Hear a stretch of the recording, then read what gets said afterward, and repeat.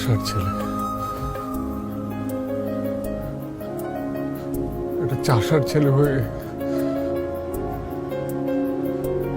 এত বড় লোকের মেয়ের সাথে প্রেম করার স্বাদ আমার কি করে হলো?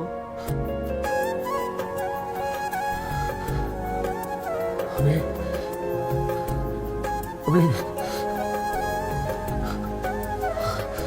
আমি এত বড় ভুল কি করে করলাম রঞ্জু ভাই? কি কি আশ্চর্য! তুই তোর কি কি হয়েছে? আরে বল না, আমাকে বল। আমার কিছু হয়নি। আমি আমি আমি সত্যি একটা বোকা। আমি আমি আমি বড় ভুল করে ফেলেছি।